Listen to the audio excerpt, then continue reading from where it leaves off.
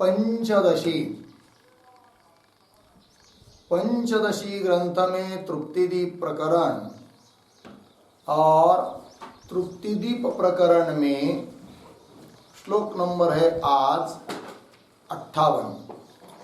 इस 58 नंबर के श्लोक की अवतरणिका को देखिए।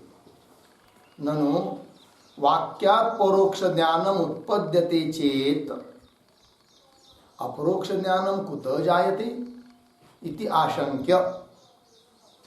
उत्तर दे रहे विचार सहितात वाक्यात् एव इत्याह। ठीक है, पूर्व पक्षी शंका कर रहा है ननु से आशंक्य तक। वाक्यात् परोक्ष ज्ञानम उत्पद्यते, क्या अभी आपने कहा कि जैसे दशमोस्ति इत्यादि वाक्य से परोक्ष ज्ञान उत्पन्न होता है, उसी प्रकार इधर सिद्धांत में भी वाक्य से यदि परोक्ष ज्ञान उत्पन्न होता है तो ठीक है, मान लेते हैं। किंतु अपरोक्ष ज्ञान फिर किससे उत्पन्न होता है, इस बात को बताइए। कौन बोल रहा है? पूर्व पक्षी। ननु वाक्यात् परोक्ष ज्ञान उत्पद्यते, परोक्ष ज्ञान उत्पन्न होता है चेत, यदि ऐसा है तो अपरोक्ष ज्ञानम कुतः जायते, अपरोक्ष ज्ञान किससे उत्पन्न होता है, अपरोक्ष ज्ञान का जनक कौन है, क्या करने से अपरोक्ष ज्ञान उत्पन्न होगा, ऐसा प्रश्न। इति आशंक्य। उत्तर दे रहे विचार सहितात वाक्यत एव इत्याह। तो बोल रहे हैं कि वाक्य से ही उत्पन्न होता है कौन, अपरोक्ष ज्ञान भी। तो बोलेंगे फिर दोनों भी ज्ञान वाक्य से उत्पन्न होते हैं, तो फिर कैसा हम निर्णय करें? तो सरल केवल वाक्य से, वाक्य सुन लिए तो उससे उत्पन्न होता है परोक्ष ज्ञान। किंतु उन्हीं वाक्यों का यदि विचार करेंगे तो विचार सहित वाक्य से उत्पन्न होता है क्या, अपरोक्ष ज्ञान। विचार जोड़ दिया उसके साथ, ठीक है ना। तत्वमसि इत्यादि महावाक्यों का श्रवण किया तो ज्ञान उत्पन्न होगा कि मैं ब्रह्म हूं, ब्रह्ममय हूं, ये परोक्ष ही ज्ञान है, या ब्रह्म है परोक्ष ही ज्ञान है। किंतु सचमुच में मय के रूप में उस ब्रह्म को जानना रूप जो अपरोक्ष ज्ञान है वह भी वाक्य से उत्पन्न होगा, किंतु कैसे वाक्य से? विचार सहित वाक्य से। ठीक है, वही कह रहे। श्लोक को देखिए।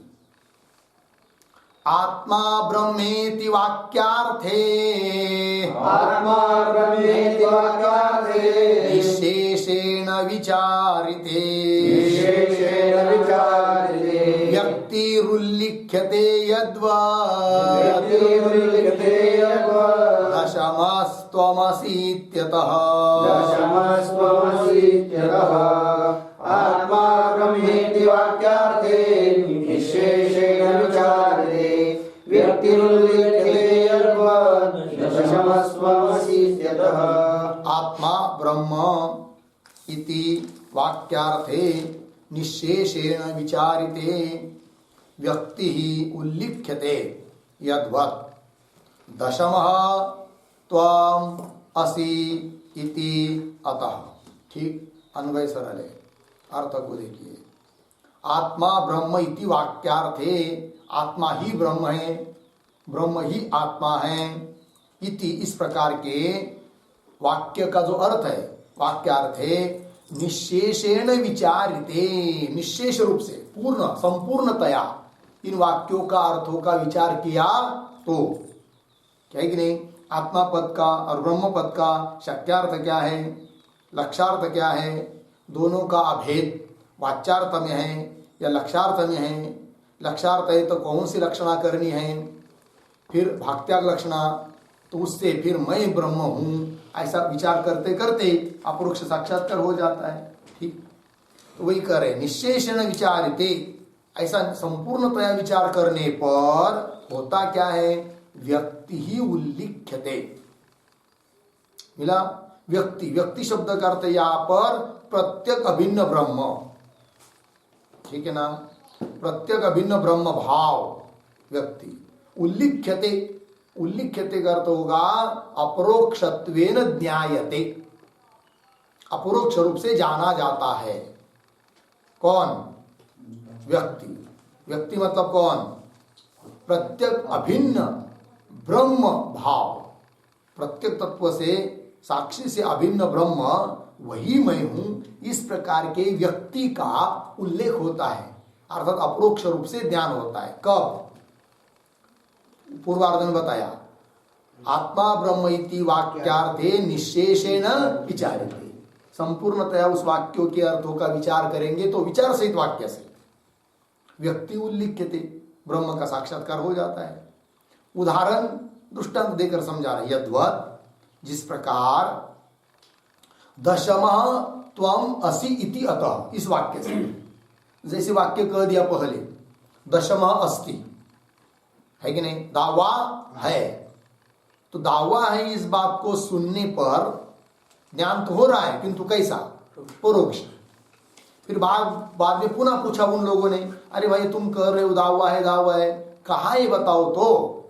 फिर बताया दशमः त्वम असि, दावा तू ही है, तो भी उसको समझ में नहीं आता है। दावा मैं कैसा हो सकता हूं, मैं तो हम गिना न वही है। तो फिर इस वाक्य से भी कौन सा ज्ञान हो रहा है? परोक्ष ज्ञान हो रहा है। कौन से वाक्य से? दशमः त्वम असि, इस वाक्य से भी परोक्ष ज्ञान हो रहा है। फिर बोलेंगे उसी वाक्य से अब अपरोक्ष ज्ञान करना है, लेकिन कब होगा? उस वाक्य का विचार करेंगे तब। क्या विचार करना पड़ेगा वहां पर? स्वयं उसको, उत्रयस्थ व्यक्ति को, उन लोगों को गिनाकर बताना पड़ेगा। देखो भाई, ये 1, ये 2, 3, ये 9 हुआ, और अंतिम बचा तू दावा है। अब उसको लगेगा अरे हो मैं दावा हूं। अब अपरोक्ष ज्ञान हुआ, वाक्य से ही हुआ, किंतु कैसे? विचार सहित वाक्य से। विचार क्या? यहां पर गिनना, यही विचार है। तो गिनना रूप विचार सहित उसी वाक्य से ज्ञान हुआ दावे का। कौन सा ज्ञान हुआ? अपरोक्ष ज्ञान हुआ। तो सिद्धांत क्या निकला? केवल वाक्य से परोक्ष ज्ञान, और विचार सहित वाक्य से अपरोक्ष ज्ञान। एक बात बता दी, ठीक। और कई जगह ऐसा भी आता है, वाक्य के 2 प्रकार किए जाते हैं, अवान्तर वाक्य, महावाक्य। अवान्तर वाक्य मतलब जिन वाक्यों में केवल परमात्मा का या जीव का स्वरूप केवल प्रतिपादन किया है, उसको कहेंगे अवान्तर वाक्य। और उन जीव और ईश्वर के अभेद बताने वाले जो वाक्य, उन वाक्यों को कहेंगे क्या?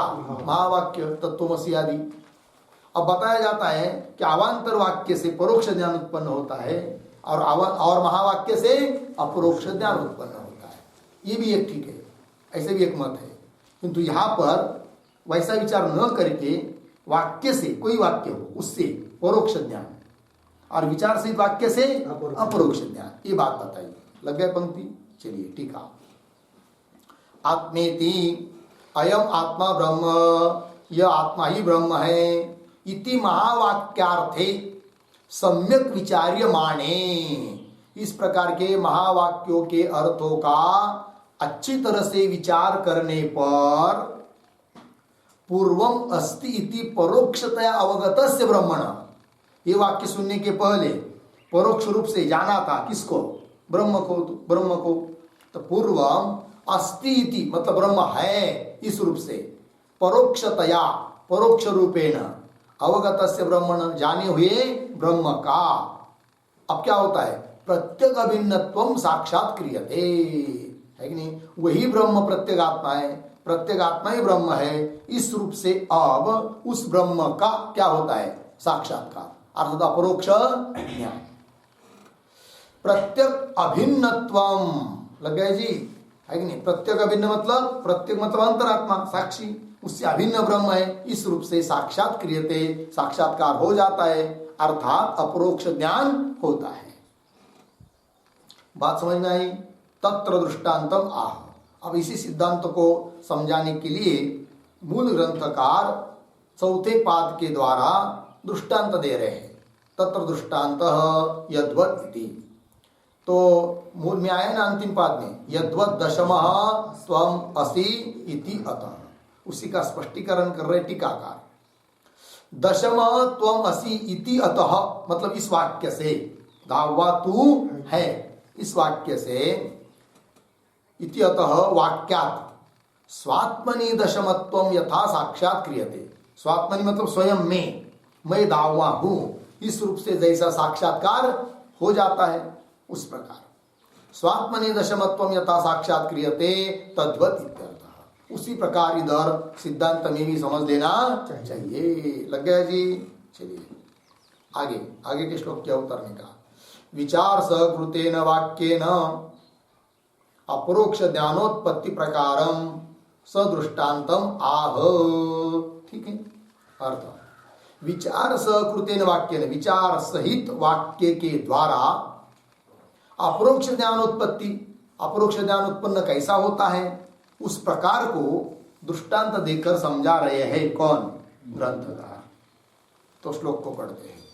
दशमः क इति प्रश्ने, दशमः क इति प्रश्ने त्वमेवेति निराकृते, त्वमेवेति निराकृते गणयित्वा स्वेन सह, गणयित्वा स्वेन सह स्वमेव दशमं स्मरेत्, स्वमेव दशमं स्मरेत्। दशमः क इति प्रश्ने त्वमेवेति निराकृते गणयित्वा स्वेन सह स्वमेव दशमं स्मरेत्। दशमः कः इति प्रश्ने त्वम् एव इति निराकृते गणयित्वा स्वेन सह स्वम् एव दशमं स्मरेत्। अन्वय पहली पंक्ति सरल है।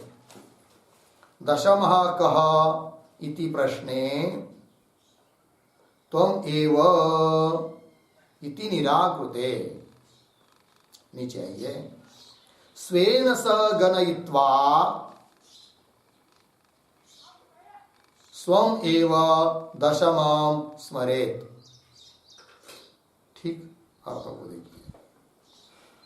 दशमः कह, कौन दावा है? इति प्रश्ने, ऐसा प्रश्न करने पर उन लोगों ने प्रश्न किया, तब उस त्रयस्थ व्यक्ति ने उत्तर दिया त्वम एव इति निराकृते, तू ही दावा है, ऐसा उत्तर दे दिया। तो भी उसको समझ में नहीं आ रहा है कि मैं कैसा दावा हो सकता हूं। ठीक है ना? तो परोक्ष ज्ञान है। फिर उसको विचार कराने के लिए कर रहे हैं। देखिए, तो स्वेन स गणयित्वा, फिर वो जो तटस्थ व्यक्ति था त्रयस्थ, उसने क्या किया? गिनाया सबको, 1 2 3 4 ऐसा 9 करके फिर अंतिम वाले को बताया तू दावा है। अब ये गिनना रूप क्या हुआ? विचार। तो विचार से ही सकृत वाक्य के द्वारा अब उस दावे को जो ज्ञान होगा कि मैं दावा हूं, ये कौन सा ज्ञान? अपरोक्ष ज्ञान। वाक्य से ही हुआ, किंतु केवल वाक्य से नहीं, विचार सहित वाक्य से। चलिए, स्वेन स, अपने सहित, गणयित्वा, गिनाकर, स्वमेव दशम स्मरेत, स्मरित का अर्थ विजानियात, स्वयं को ही दशम रूप से ज्ञान उसको हो जाता है। ठीक, टीका। दशम इति, तो त्वया अस्ति इति निरूपित दशम कह इति प्रश्ने कृते, ऐसा प्रश्न करने पर वो लोगों ने प्रश्न किया, अरे भाई अभी तक तुम कह रहे थे दावा है दावा है दावा है, तो त्वया अस्ति इति निरूपित, तुमने है इस रूप से जिस दावे का निरूपण किया वो दावा कौन है बताओ, ऐसा प्रश्न किया उन लोगों ने। ठीक, त्वया अस्ति इति निरूपित है, इस प्रकार से निरूपण किया हुआ दाहवा दशमः कह, कौन है? इति प्रश्ने कृते, ऐसा प्रश्न करने पर तस्य त्वमेव इति परिहारे अभिहिते, परिहार भी दे दिया उत्तर। तो तस्य तस्य तस्य प्रश्नस्य, उस प्रश्न का परिहार कर दिया, उत्तर। क्या उत्तर दिया? त्वमेव, तू ही तो दावा है। तो तस्य त्वमेव इति परिहारे अभिहिते, परिहार मतलब उत्तर, अभिहित मतलब कथन करने पर, देने पर। फिर आगे, स्वात्मना सह इतरान नवगणयित्वा, अपने सहित अन्य इतर 9 लोगों को गिनवाकर, है कि नहीं, अहम दशम अस्मि, फिर उसको निश्चय हुआ, अरे हो मैं ही दावा था क्या? अच्छा अच्छा अच्छा अच्छा, अब मुझे समझ में आ गया। क्या समझ में आया? कि दावा मैं ही हूं, अपरोक्ष रूप से समझ में आया। अहम दशमास्मि इति स्वमेव दशम स्मरेत इत्यर्थ, स्वयं कोई दशम रूप से वो जानने लग गया, तो हुआ अपरोक्ष ज्ञान।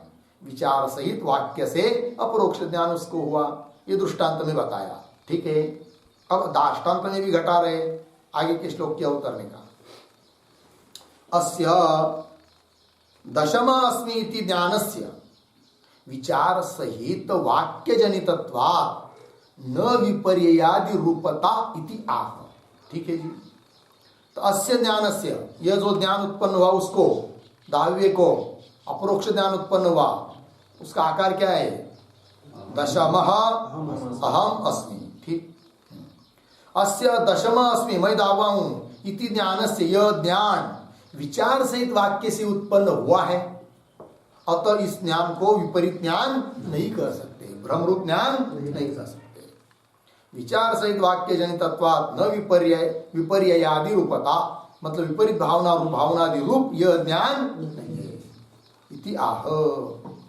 दशमोऽस्मीति वाक्योत्था, दशमोऽस्मीति वाक्योत्था, न धीरस्य हि विहन्यते, न धीरस्य विहन्यते, आदिमध्यावसानेषु, आदिमध्यावसानेषु, न नवत्वस्य संशयः, न नवस्वस्य संशयः। दशमोऽस्मीति वाक्योत्था, न धीरस्य विहन्यते, आदिमध्यावसानेषु, न नवस्वस्य संशयः। दशमः अस्मि इति वाक्योत्था न धीः अस्य विहन्यते, आदिमध्यावसानेषु न नवत्वस्य संशयः। ठीक। अन्वय। दशम अस्मिति वाक्योत्था अस्य धीः न विहन्यते, न विहन्यते, आदिमध्यावसानेषु नवत्वस्य संशयः न। ठीक।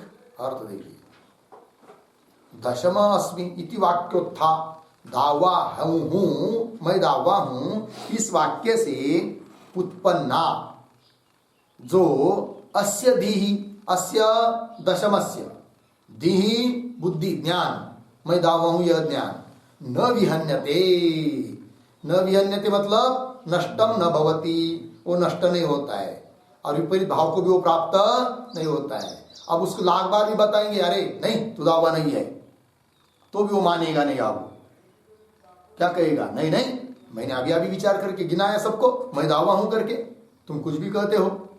फिर उसकी बुद्धि में आप विपरीत भावना नहीं आएगी, और वो मैं दावा नहीं हूं यह ज्ञान नष्ट भी नहीं हूं, मैं दावा हूं यह ज्ञान उसका नष्ट भी नहीं होता है। पक्का निश्चय हो गया, लग गया जी। चलिए, अस्य धी न विहन्यते, क्या करने पर कुछ भी करो तो भी वो नष्ट नहीं होगी। अब मैं दावा हूं यह बुद्धि कैसे? आदि मध्यावसानेषु नवत्वस्य संशय न। आदि आरंभ में, मध्य अवसान, मतलब क्या?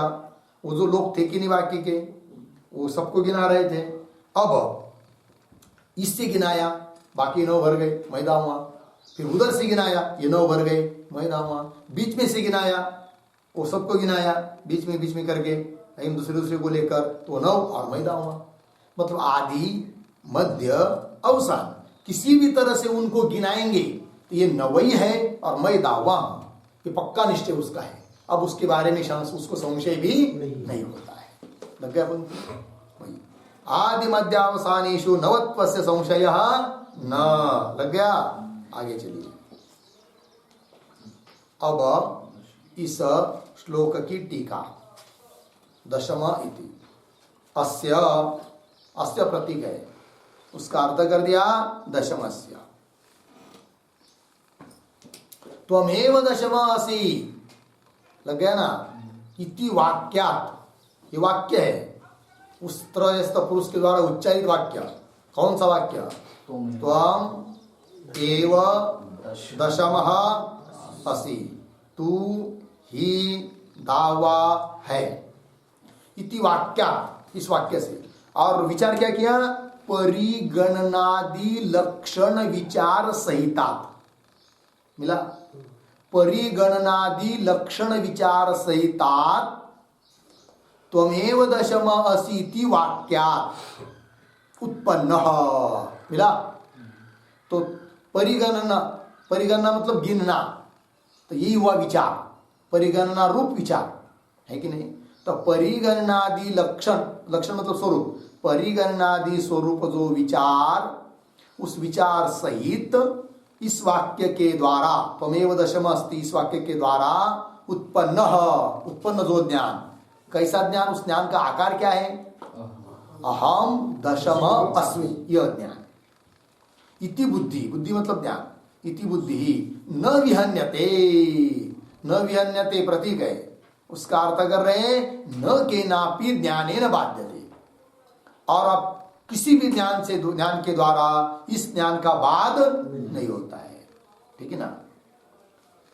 आगे परिगणन क्रियायाम च नवानाम आदिमध्यावसानेषु परिगणने अपि अहम दशम नवा इति संशयश्च न भवेत्, अतः सा दृढ़ अपरोक्ष रूपा इत्यर्थ।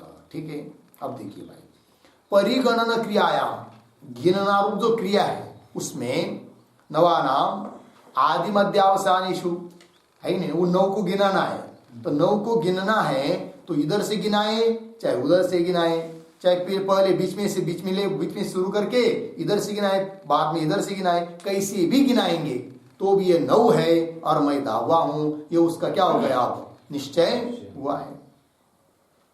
परिगणन क्रियायाम च नवानाम आदि मध्यावसानेषु परिगणने अपि, इस प्रकार का गणना करने पर भी अहम दशम नवा, मैं दावा हूं या नहीं हूं, इति संशयश्च न भवेत्, ऐसा संशय उत्पन्न होता नहीं है।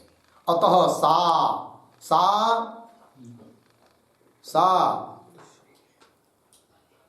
सा बुद्धि, कौन सी बुद्धि, अहम दशम अस्मि इति बुद्धि, सा दृढ़ अपरोक्ष रूपा, वह बुद्धि अर्थात वह ज्ञान दृढ़ अपरोक्ष स्वरूप है, ये समझना चाहिए।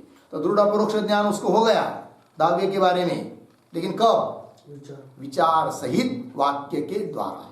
ठीक है जी, चलिए आगे के श्लोक क्या उत्तर ने कहा, एतत् सर्वं दार्ष्टान्तिके योजयति। अब ये दृष्टांत में जो बात बताई उन सभी बातों को दार्ष्टान्त में अर्थात सिद्धांत में घटा रहे हैं ग्रंथकार। ठीक है, तो चलिए, सदेवेत्यादि वाक्येन ब्रह्म सत्वं परोक्षतः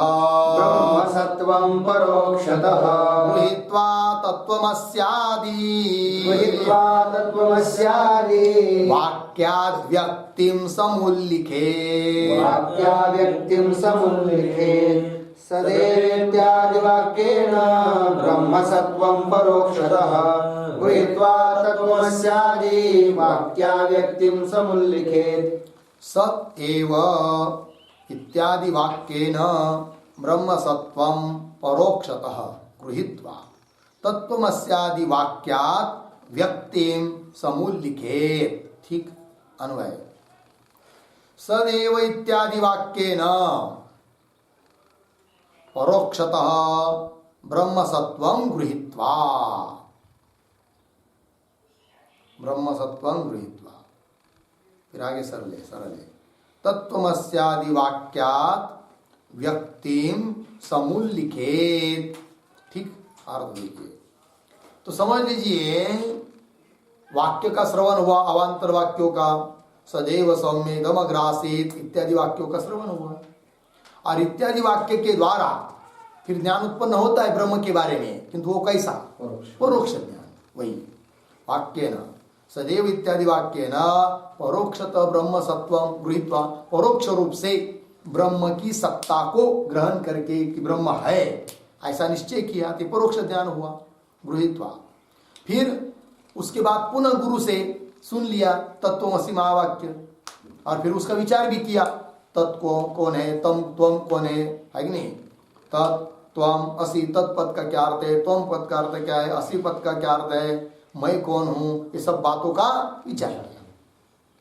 गृहीत्वा तत्त्वमस्यादि वाक्या, तत्त्वमसि इत्यादि महावाक्य के द्वारा व्यक्तिम समुल्लिखे, व्यक्तिम व्यक्तिम शब्द करता है प्रत्येक अभिन्न ब्रह्म व्यक्ति, प्रत्येक अभिन्न ब्रह्म स्वरूप को उल्लिखित उल्लिखित समुल्लिखित अपरोक्षम कुर्यात, अपरोक्ष कर लेता है। ठीक है, चलिए टीका।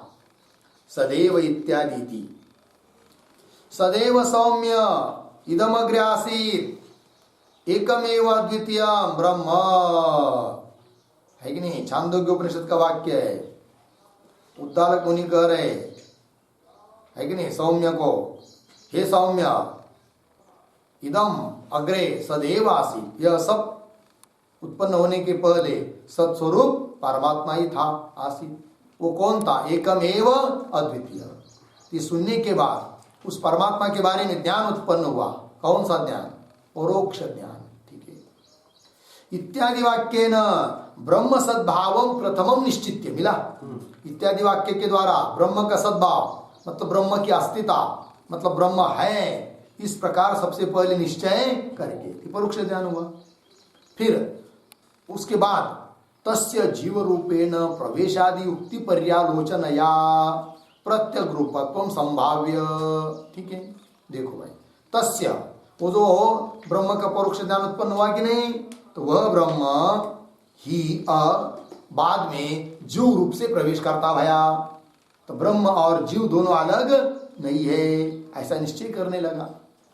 तस्य ब्रह्मणः जीव रूपेण प्रवेशादि युक्ति, जीव रूप से वो ब्रह्म ही प्रवेश कर गया, ये युक्ति हुई। इस प्रकार की युक्ति का पर्यालोचनया, पर्यालोचनया करते विचारेण, इस प्रकार की युक्ति का विचार करने से प्रत्यक रूपत्व संभाव्य, प्रत्यक रूप जो है वही ब्रह्म है, ब्रह्म है वही प्रत्यक रूप है। प्रत्यक रूपत्व संभाव्य संभावित करके फिर तत्वमसि इत्यादि वाक्य न, फिर गुरु मुख से सुन लिया वाक्य कौन सा? तत्वमसि इत्यादि वाक्य न अद्वितीय ब्रह्म रूप आत्मानम, अद्वितीय ब्रह्म स्वरूप जो आत्मा अपना स्वरूप है उसको ब्रह्म अहम ब्रह्म अस्मि इति साक्षात कुर्यात्, मैं ब्रह्म हूँ इस प्रकार से साक्षात्कार कर लेता है। लग गया जी? चलिए साक्षात कुर्यात्। आगे के श्लोक को देखते हैं। आदि मध्यावसानेषु स्वस्य ब्रह्मत्वधीर्यं नैव व्यभिचरेत् तस्मात् दापरोक्षं प्रतिष्ठितम्। आदिमध्यावसानेषु स्वस्य ब्रह्मत्वधीर्यं नैव व्यभिचरेत् तस्मात् दापरोक्षं प्रतिष्ठितम्। आदिमध्यावसानेषु स्वस्य ब्रह्मत्वधीर्यं न एव व्यभिचरेत् तस्मात् अपरोक्षं प्रतिष्ठितम्। अन्वय इयं स्वस्य ब्रह्मत्वधीः आदिमध्यावसानेषु न एव व्यभिचरेत् तस्मात् अपरोक्षं प्रतिष्ठितम्। अर्थ को देखिए। इयं स्वस्य ब्रह्मत्वधीः, यह जो स्विषयक ब्रह्मत्व बुद्धि मतलब मैं ही ब्रह्म हूं इस प्रकार की बुद्धि, इस प्रकार का ज्ञान, स्वस्य ब्रह्मत्वधीः आदि मध्यावसानेषु, है कि नहीं, न एव व्यभिचरित, व्यभिचार को प्राप्त नहीं होती है।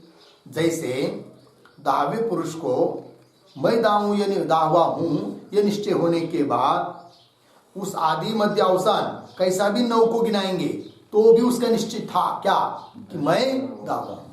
उसी प्रकार जब इस साधक को भी क्या विचार सहित महावाक्य के द्वारा बुद्धि उत्पन्न होती है कि हम ब्रह्मास्मि, वह अपरोक्ष बुद्धि भी नष्ट अब नहीं होती है आदि मध्यावसानेषु।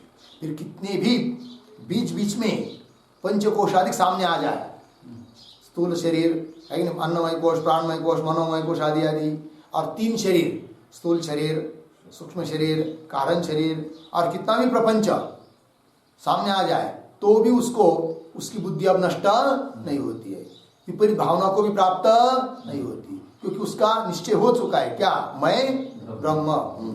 ठीक है, वही यम स्वस्य ब्रह्मत्वदि, स्विषय ब्रह्मत्व बुद्धि आदि मध्यावसानेषु नैव विचरेत, व्यभिचार को प्राप्त नहीं होती है, मतलब वो बुद्धि नष्ट नहीं होती, चली नहीं जाती है, नैव विचरेत, तस्मात् अपरोक्षम प्रतिष्ठिता, इसलिए बुद्धि कैसी हो गई, अपरोक्ष बुद्धि हो गई है, ये बात का निश्चय हुआ। टीका देखिए, आदि मध्येति अतः इयम प्रतीक है, उसका अर्थ कर रहे आत्मन ब्रह्मत्व बुद्धि, यह आत्मा विषयक ब्रह्मत्व की बुद्धि, पंचानाम कोशानाम आदि मध्यावसानेषु आत्मन व्यवहारेपि न एव अन्यथा भवति। ठीक है जी, तो पंचानाम 5 कोश है कि नहीं, तो 5 कोशों में आदि मध्य और अवसान में, मतलब किसी भी कोश में आत्मा रूप से व्यवहार होने पर भी, व्यवहार में जीवन जीते समय देह आदि को लेकर मैं करके व्यवहार करता है कि नहीं, आदमी देह को लेकर ही मैं बोलता है ना, ध्यान होने पर भी व्यवहार तक, भले देह में मैं बुद्धि कर रहा है अहम, किंतु जानता है देह मैं नहीं हूं, मैं तो कौन हूं, ब्रह्म हूं। ठीक है ना, लोगों को लग रहा है कि तो मैं तो देह को ही बोल रहा है, किंतु आदि मध्य अवसान में व्यवहार में कितनी भी देह और कोशों में आत्मबुद्धि जैसी लग रही हो उसकी, तो भी उसका निश्चय है क्या, कि देह और पंचकोश मैं नहीं हूं, मैं इनसे अतिरिक्त आत्मा हूं, उस बुद्धि का भी विचार अब होता नहीं है। लग गया जी, वही कहा पंचानाम कोशानाम आदि मध्यावसानेषु आत्मन व्यवहारेपि, उसमें आत्मा का व्यवहार होने पर भी, व्यवहार दशा में तो भी न एव अन्यथा भवति, बिल्कुल अन्यथा नहीं होती है, क्या बुद्धि, कौन सी, अहम ब्रह्मास्मि, यह बुद्धि अन्यथा नहीं होती है, न एव अन्यथा भवति। अतः अस्याः बुद्धेः अपरोक्षत्वं सुस्थितम् इत्यर्थः, अतः इसलिए यह जो बुद्धि है अहम ब्रह्मास्मि, यह बुद्धि कैसी है, फिर अपरोक्ष बुद्धि है। यदि अपरोक्ष नहीं होती तो हो सकता है किसी ने कुछ बताने पर क्या हो जाती, नष्ट हो जाती, किंतु नष्ट होती नहीं है, सचमुच में उसको अब मैं ब्रह्म हूं यह बुद्धि उत्पन्न हो चुकी है। अतः अस्या बुद्धेः अपरोक्षत्वं सुस्थितम्, इस बुद्धि का अपरोक्षत्व सुस्थित हो गया, निश्चित हो गया। लग गया जी। चलिए अब आगे के श्लोक की अवतरणिका को देखिए, खिड़की लगाओ। ननु एवं प्रथमतः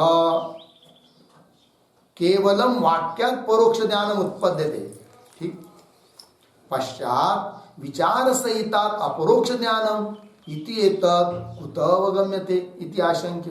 मिला? पूर्व पक्षी शंका कर रहा है, पूर्व पक्षी बोल रहा है कि आपने जो सिद्धांत सामने रखा, कौन सिद्धांत, कि केवल वाक्य से परोक्ष ज्ञान और विचार सहित वाक्य से अपरोक्ष ज्ञान उत्पन्न होता है, ये जो आपने कहा इसके लिए क्या प्रमाण है, किसके आधार पर आप कह रहे हो, ये प्रश्न। ननु एवं प्रथमतः, सबसे पहले केवलम वाक्यात्, मतलब विचार के बिना वाक्यात्, केवल वाक्यात् परोक्ष ज्ञान उत्पद्यते, परोक्ष ज्ञान उत्पन्न होता है। फिर पश्चात, बाद में विचार सहित वाक्यात्, विचार सहित वाक्य से अपरोक्ष ज्ञान इति एतत् कुतः अवगम्यते, किंतु इस बात को आपने कहाँ से जाना, इसके लिए प्रमाण क्या है, ये प्रश्न। इति आशंक्य, शंका करके उत्तर दे रहे, तैतरीयकादि श्रुत्यर्थ पर्यलोचनया इतिहा, सिद्धांत उत्तर दे रहे, तैतरीय श्रुति का जो अर्थ है उस अर्थ का पर्यालोचन करेंगे, अर्थात विचार करेंगे, ये बात सामने आती है। हो गया जी। चलिए श्लोक, जन्मादि कारणत्वाख्य जन्मादिकारणत्वाख्य लक्षणेन भृगुः पुरा लक्षणेन भृगुः पुरा पारोक्षेण गृहीत्वाथ पारोक्षेण गृहीत्वात् विचारात् व्यक्तिमैक्षत विचारात् व्यक्तिमैषत जन्मादिकारणत्वाख्य लक्षणेन भृगुः पुरा पारोक्षेण गृहीत्वात् विचारात् व्यक्तिमैषत। हो गया जन्मा ये है ना जन्मादि कारणत्वाख्य लक्षणेन भृगुः पुरा पारोक्षेण गृहीत्वा अथ विचारात् व्यक्तिम ऐक्षत। ठीक है अन्वय भृगुः पुरा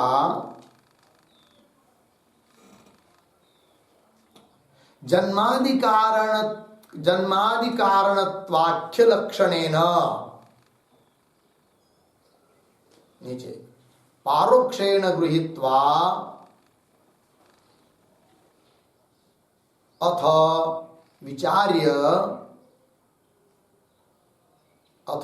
विचारात् व्यक्तिम ऐक्षत।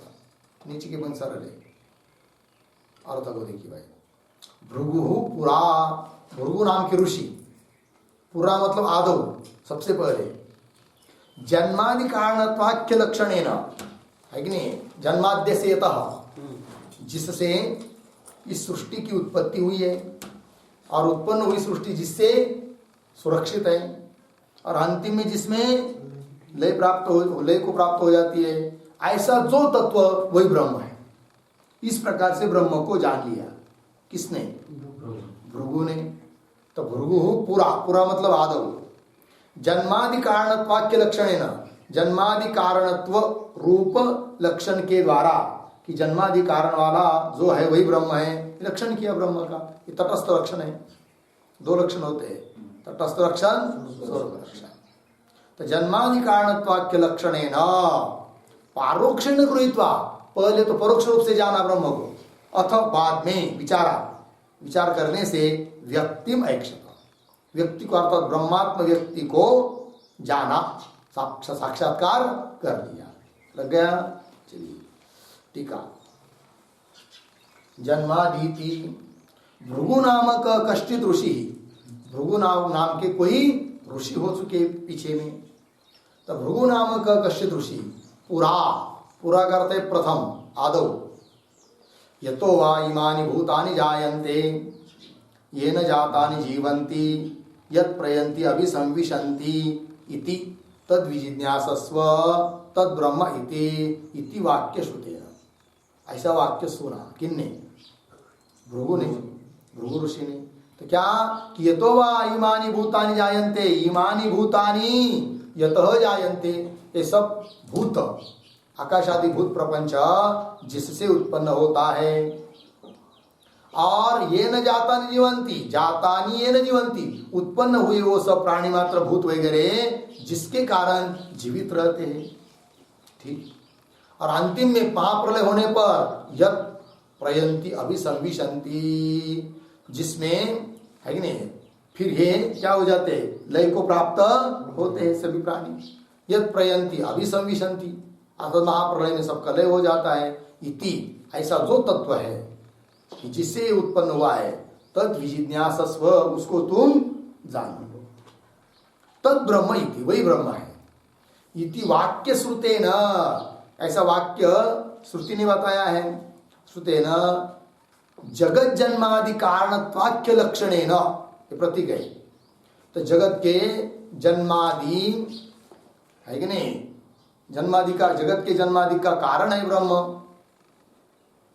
तो जगत जन्मादि कारणात्मलक्षणेन मतलब क्या जगत कारण ब्रह्म परोक्षतया अवगत्य जगत का कारण ब्रह्म है उस ब्रह्म का परोक्ष रूप से ज्ञान होकर। ठीक। जगत कारणत्व ब्रह्म परोक्षतया अवगत्य फिर अन्नमयादि पंचकोश विचारात उसके बाद फिर उसने विचार किया कि अन्नमय कोश प्राणमय कोश मनोमय कोश है कि नहीं जगत का कारण ब्रह्म है किंतु मैं कौन हूँ फिर अन्नमय कोश मैं हूँ क्या, प्राणमय कोश मैं हूँ क्या, इस प्रकार से सभी कोशों का क्या क्या विचार किया। तो अन्नमयादि पंचकोश विचार से फिर उसको क्या ज्ञान हो, व्यक्तिम प्रतीक है। व्यक्तिम का अर्थ कर रहे हैं प्रत्यगात्म रूपम ब्रह्म दृष्टवान इत्यर्थ। प्रत्यगात्म रूप जो ब्रह्म है उस ब्रह्म को देख चुका, दृष्टवान। दृष्टवान का अर्थ है साक्षात्कृतवान। उस भृगु ने उस आत्मा को साक्षात्कार कर लिया। तो ये जो प्रसंग बताया छांदोग्य उपनिषद नहीं तैत्तरीय उपनिषद का, तो इससे हमको पता चला है, ऐसा सिद्धांति कह रहे पूर्व पक्षी को। क्योंकि पूर्व पक्षी ने प्रश्न पूछा था ना कि वाक्य से परोक्ष ज्ञान उत्पन्न होता है, फिर विचार से वाक्य से अपरोक्ष ज्ञान उत्पन्न होता है, या आपने कैसे जाना। तो उत्तर दिया कि तैत्तरीय उपनिषद में जब भृगु का प्रसंग आता है तो वहां पर जो विचार दिया है उस बात का विचार करने से ये निश्चय हुआ हमारा। कौन सा निश्चय हुआ कि वाक्य से परोक्ष ज्ञान उत्पन्न होता है, फिर उस विचार से वाक्य से अपरोक्ष ज्ञान उत्पन्न होता है, यह हमने निश्चय किया। उसके लिए प्रमाण दे दिया तैत्तरीय श्रुति का। हो गया जी। बस अब आगे का विचार हम लोग कल कर लेते हैं। ओम पूर्णमदः पूर्णमिदं पूर्णात् पूर्णमुदच्यते पूर्णस्य पूर्णमादाय पूर्णमेवावशिष्यते। ओम शांति शांति।